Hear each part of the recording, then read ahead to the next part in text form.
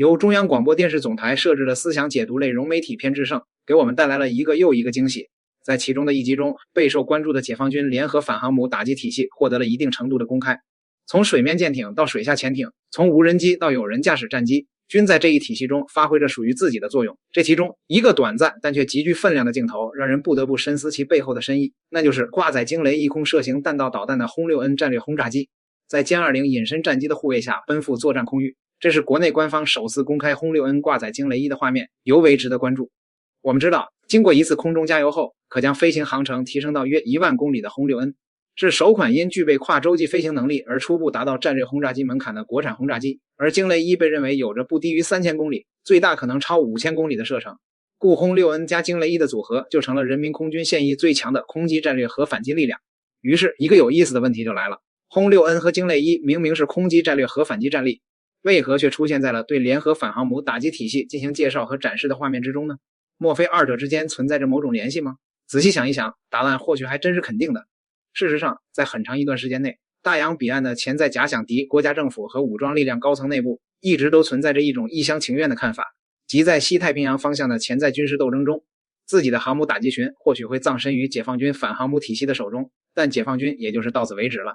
那些地处关岛及其周边的第2岛链陆地军事设施，位于第3岛链的陆地军事设施，乃至潜在假想敌国家的本土，均被认为不至于遭到解放军的打击。而之所以说这种看法纯属一厢情愿，就在于潜在对手自认为可将自己的航母摆到中国家门口的西太海域来作战，甚至可用海空战力对中国东南沿海地区和部分纵深地带发动打击。而中方的反击却仅局限于击沉或击退敌航母打击群，而不会向地处数千公里至上万公里外的敌纵深基地、机场、港口码头和敌国本土等实施打击。说白了，这种思维的存在，一方面说明潜在对手仍对我们的远程和洲际打击手段认识不足，以为只要一些关键且高价值目标与我们离得够远，就足以高枕无忧。另一方面，其显然也错估并轻视了我们的反击决心，以为自己可以把亚太方向的潜在军事冲突控制在一个可以承受的水平上，而不至于招致中方对其领土的对等打击。但这一次，随着明显被用于空击战略核反击的轰6N 加惊雷1的组合出现在解放军联合反航母打击体系之中，所传递出的信息显然就再明显不过了。简单来说就是，谁都不要妄想将与中方在亚太方向的军事冲突保持在某种可控范围之内，任何武力攻击行为都有可能引发和招致战略核反击。不仅如此，从一线交战地带到敌纵深地域，恐都将被纳入解放军的打击范围，如距离一线战场达上千公里之外的敌方军港等，或遭惊雷1导弹和平，故敌方丝毫没有所谓安全纵深一说。如此看来，反航母或并非是解放军在未来潜在军事斗争中的终极目标，而只是作战行动持续期间的一个步骤和阶段性目标。除了敌航母打击群，我们大概率还将把位于敌纵深地带的大型基地、交通枢纽、人员和军事物资集散地，乃至是敌国领土等，都视为合法打击对象。心怀不轨的外部敌对势力该看明白这一点了。报告，上级通报，我东南方向一大型水面舰艇编队正高速机动，从该编队起飞的战斗机群持续向我竞飞，可能对我重要目标实施火力打击。我部4架载空无人机预计10分钟后陆续抵达任务空域，接续无人机立即起飞。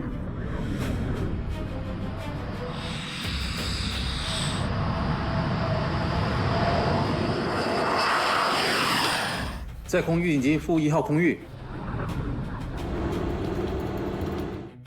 系统运行正常，数据开始回传。调取敌舰机数据样本，执行 A 级智能分析。目子信息已推送至联合打击平台，对目标持续跟监，保持态势滚动更新。联艇保障中心指挥所准备完毕。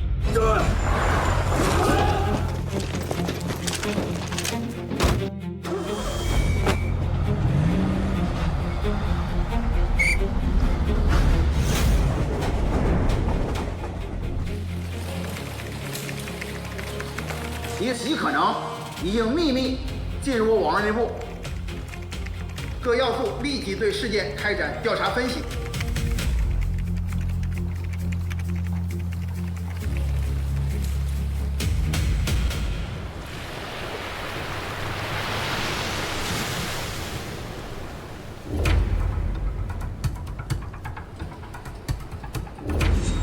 报告舰长，导弹流来袭，经做识别，它为敌对我实施防区外反等式打击，其中可能有反辐射导弹、好。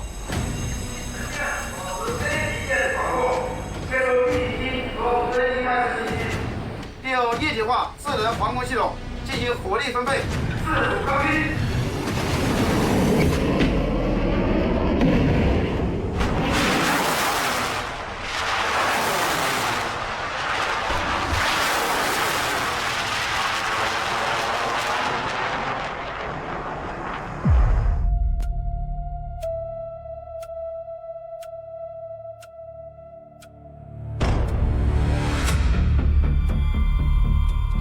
我要连长魏超超申请2次拦截。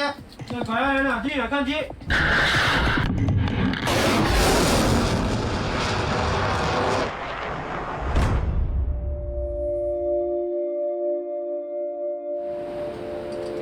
航空科考完毕，我舰人员安全武备良好，导弹均成功拦截。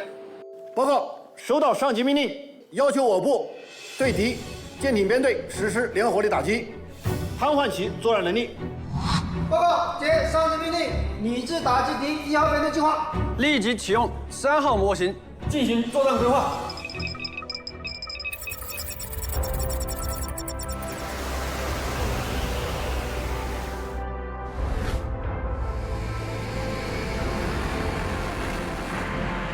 联合反舰打击计划已按 DM01号预案修订下发完毕。水面舰艇编队完成导弹发射准备，发射时刻 K 减3路。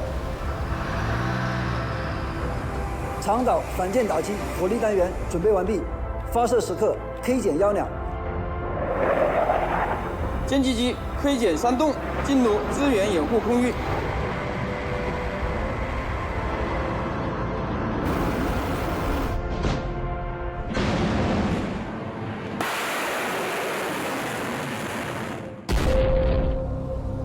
干脆弄是军演，你看看什么叫墙壁，你去撞撞看。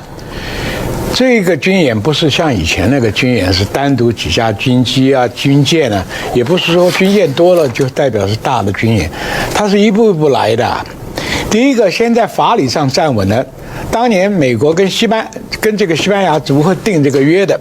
你这个殖民地交割的时候，疆界在哪里？黄岩岛不属于你菲律宾。这是在法理上先站稳了。第二步就宣示这个地方是中国的，那么它的海基线、这个边境线都可以画给你看。第三个宣布它是自然保护区。对。第四个把军舰带来了。这个军舰带来的是不只是给你菲律宾看的啊，轰6轰炸机带反舰飞弹，重型的反舰飞弹，到400-500公里，那是给菲律宾看吗？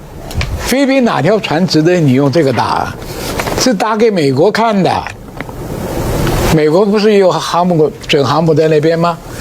第二个055去，052去，也宣布052、054通通可以装鹰击飞弹。哎，原来055是有10艘啊。现在这个052、054都装的话，就是45艘啊，对，都带鹰击飞弹。美国航母不敢进来，你美国航母还有生存的余地，不是航母，包含你整个护卫舰那些，通通在内。所以这个不是演给菲律宾看，演给菲律宾看的是什么呢？075-4万吨的2栖登陆舰，四川号，上面可以带无人机、带直升机、带空降部队、空中机动部队。船舱里面可以放气垫船、放坦克车、放飞机、当大炮，这就是演给你这些岛看的嘛。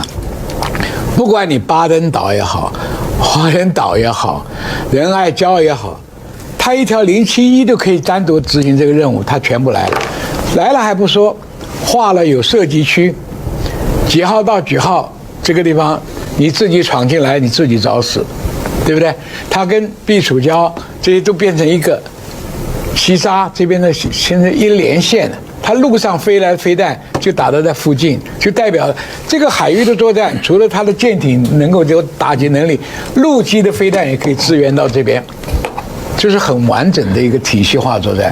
这还不算，这不是说演习船过水无痕哦，他把海警船拿到这边来演练。那这个海警船演练，它不是喷水柱哦。如何扣船，如何检查，如何带你的俘虏回去，如何拖船，这就是一套完整的有力的工具。我在不宣战的状况之下，我可以用海警这种强烈的执法手段，阻断你黄人岛，告诉你菲律宾，黄人岛上不准抓鱼，不准探矿，不准射什么东西，通通禁止。违反这个规定，他定了16条，清清楚楚。我怎么样来执法？哎，这一招就很狠哦，这不是打嘴炮啊，因为海警船的整套法条也有了，能力也展示给你看了。你要不信，你就可以来以身试法。这个演习的意义非常深远，从当初讲理一到实施，到如何实施，全部演给你看。这一演，美国的那个船舱就跑了。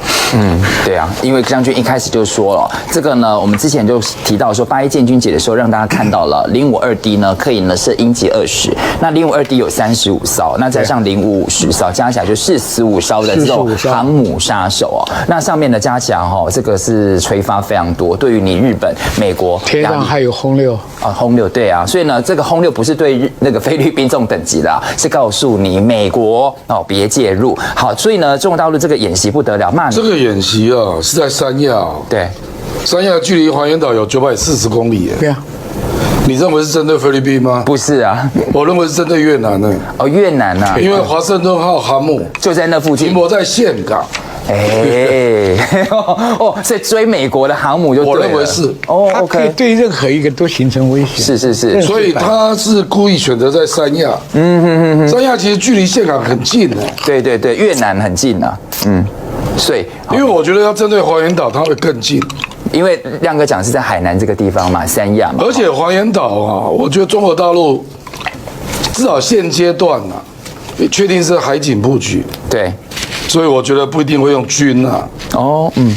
可是美国华盛顿号航母公然停泊在岘港，这个坦白讲不多见呢。对啊，不多见呢。是。